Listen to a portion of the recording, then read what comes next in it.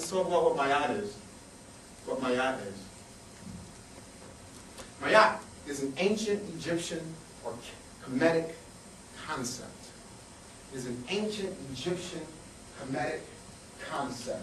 Keep in mind, ancient Egypt is not the same place that it is today. Just like ancient Ghana is not the same place that it is today. Just like ancient Ethiopia, it is not the same place that it is today.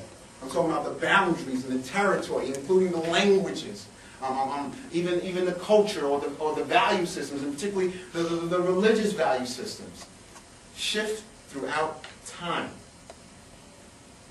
Egypt is a colony of Ethiopia, pretty much like the United States was a colony of Great Britain. Same deal. That's what happened in terms of from Ethiopia. Folk left and they created something called Egypt or Kemet. Actually, Egypt is a word given by a guy by the name of Egypt. That was his name, from Greece. That's why we call it Egypt. They didn't call it that. A guy by the name of Ethiopia, another Greek guy.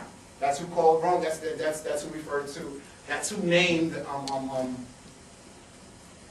Egypt and Ethiopia, excuse me. Its original name was called Kush. That was one of the names. Interesting when you know. But in any event, Mayat, ancient Kemetic Coptic term, refers to balance, harmony, righteousness, civility. Right?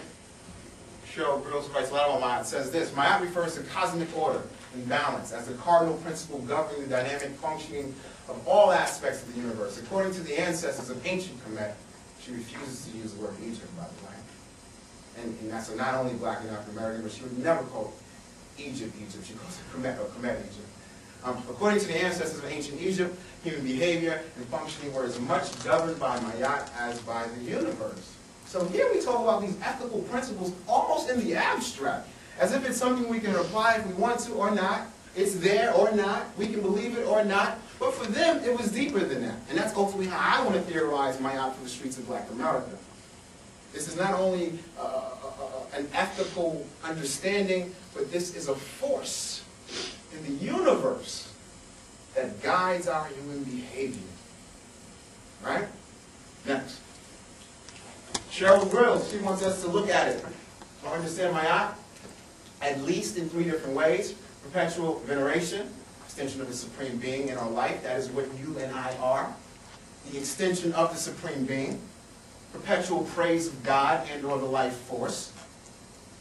Right? Interconnectedness is our second rule. Viewing life as an historical, dynamic, ongoing, interconnected process of causality.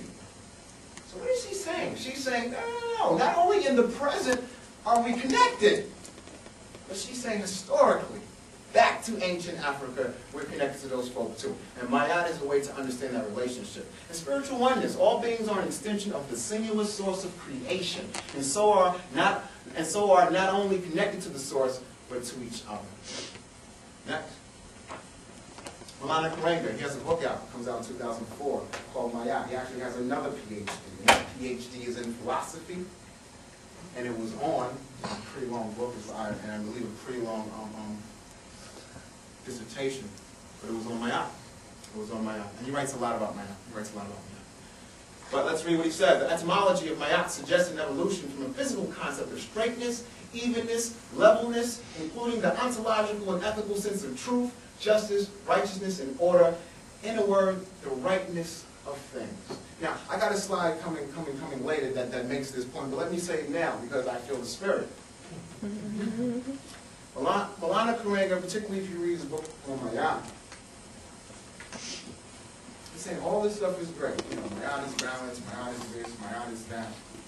But he's saying, nah, at the end of the day, put all the frameworks down. At the end of the day, it's so fun. At the end of the day, Mayat is the overwhelming preoccupation with being righteous. Figuring it out. Getting it right. The overwhelming preoccupation with finding balance. With finding that ethical center in doing it in the most smoothest, balanced, most correct way possible.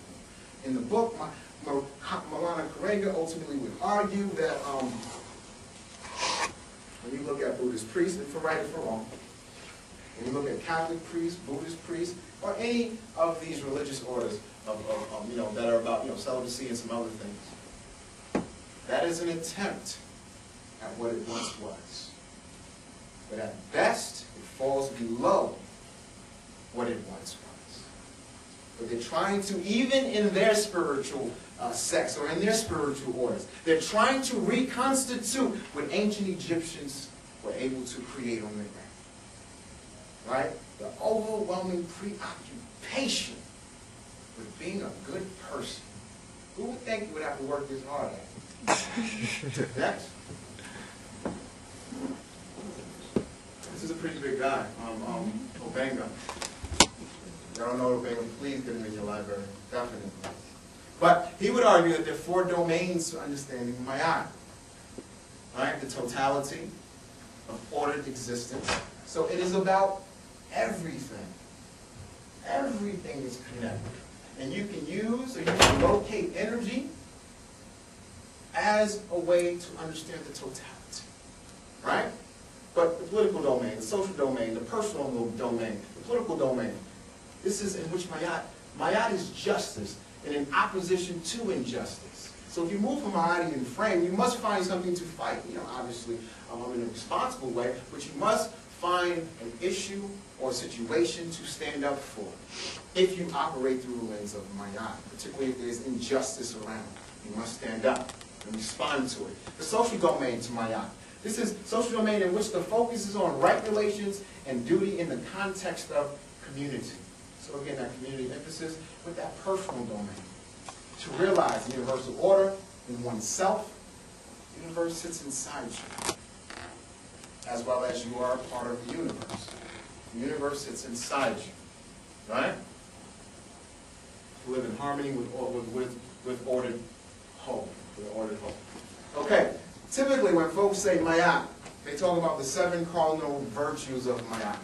Right? Oftentimes, if you read on Ma'at, and what are the 7 principles of Ma'at? And this is what they are: righteousness, compassion, reciprocity, balance, order, justice, truth, harmony. Next. Right? The understanding of Ma'at as an interrelated order of rightness. Again, speaks to the point. We can go to the next.